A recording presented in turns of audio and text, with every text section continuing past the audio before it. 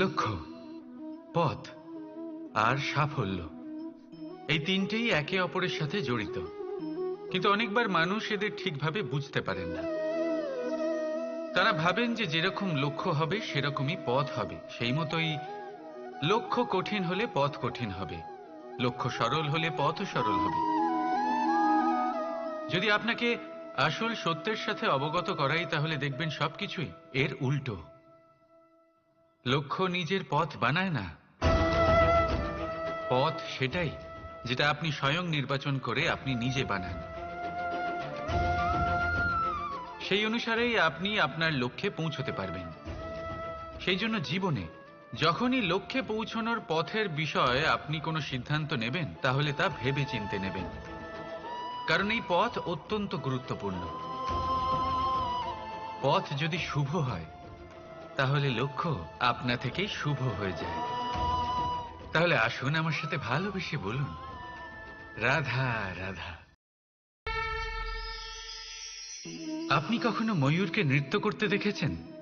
কথায় আছে যে যখন ময়ূর নৃত্য করে তখন তার চোখ থেকে অশ্রু ঝরে পড়ে। সেখানেই অন্যদিকে আছে হাঁস। কথায় আছে যে এরা নাকি মৃত্যুর সময়ও কলরব করে, অর্থাৎ গান গায়। হয়তো সেই জন্যই মুক্তোর দানা হাঁস খুঁজে পায়, ময়ূর পায় না। এর একটাই সারমর্ম, জীবনে আপনি যে কাজই করুন, সে বড় হোক বা ছোট, প্রসন্নতার সাথে করুন। মনে কোনো তিক্ততা নিয়ে করবেন না, তাকে কষ্ট দিয়ে করবেন না। যদি এই বিষয়ে আপনাকে কোনো উদাহরণ দিই, তাহলে বলি একজন চিত্রকারকে দেখুন। চিত্রকার নিজের ছবি যে রং দিয়েই ভরিয়ে তোলেন, সেই রঙই প্রতিচ্ছবি হয়ে তার শিল্পকে রঙিন করে তোলে। তাই মনে রাখবেন, প্রসন্নতার সাথে যে কাজই করবেন তা অত্যন্ত ভালো হবে। আসুন আমার সাথে ভালোবেসে বলুন, রাধা রাধা। অনেক সময় মানুষ এই কথায় দুঃখ পান যে কেন বারবার তার ক্ষমতার ওপরে সন্দেহ প্রকাশ করা হয়, কেন বারবার তাকে পরীক্ষা দিতে হয়। কেন জিজ্ঞেস করে, এটাই কি আমার ভাগ্য যে একাধিকবার আমার ক্ষমতা আমাকে প্রমাণ করতে হবে? মানুষ মনে করে এ হলো দুর্ভাগ্য। আমি মনে করি এ হলো সৌভাগ্য। কিভাবে? সন্দেহ কার উপরে করা হয়? সোনার বিশুদ্ধতাকে নিয়ে, লোহাকে নিয়ে নয়।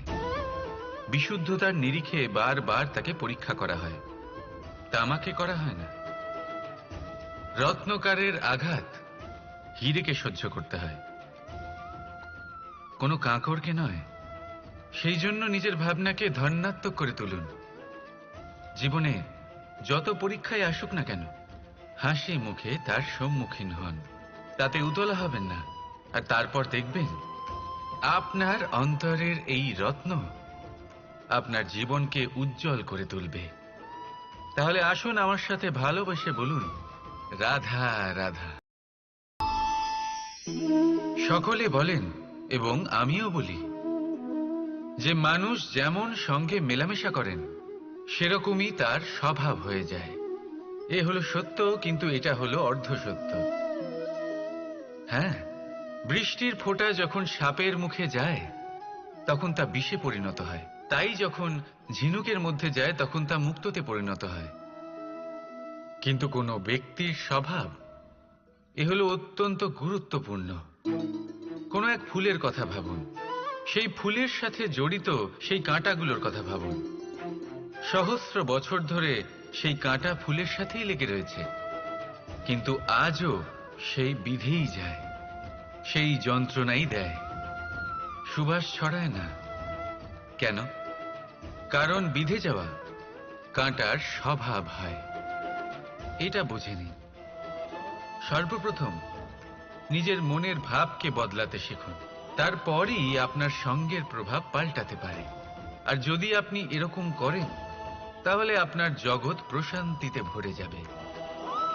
তাহলে আসুন আমার সাথে ভালোবেসে বলুন, রাধা রাধা।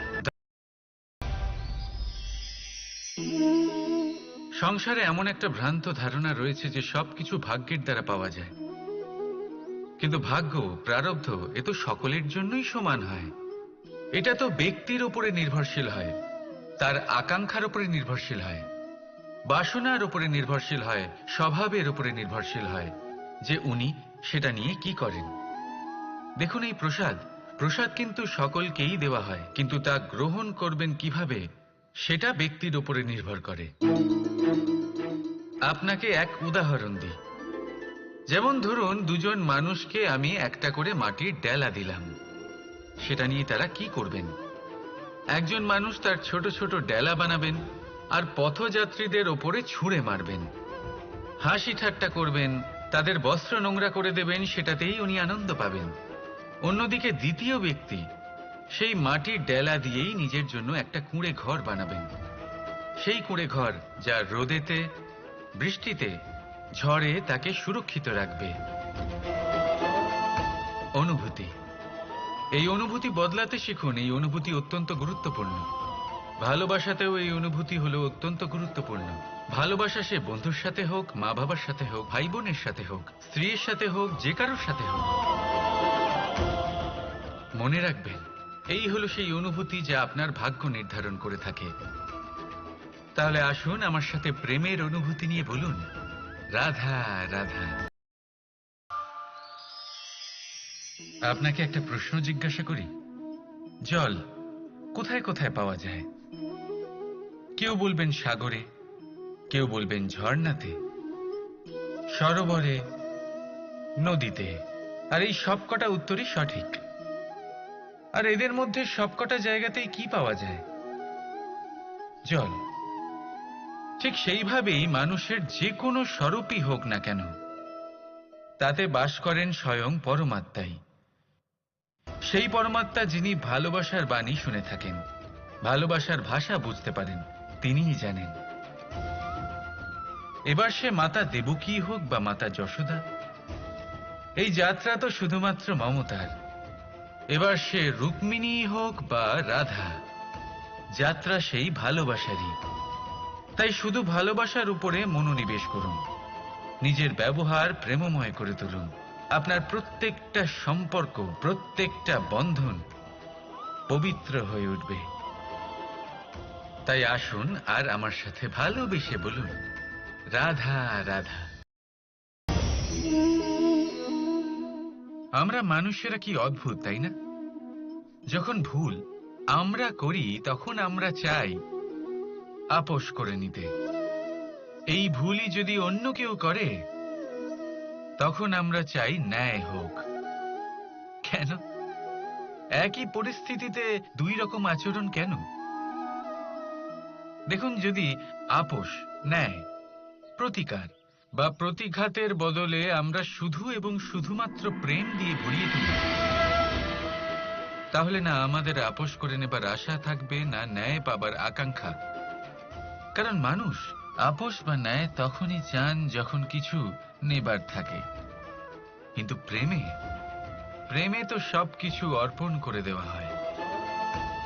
মনে রাখবেন, সব থেকে বড় আপোষ আর সব থেকে বড় ন্যায় শুধুমাত্র ভালোবাসা। তাহলে আসুন আমার সাথে ভালোবেসে বলুন, রাধা রাধা।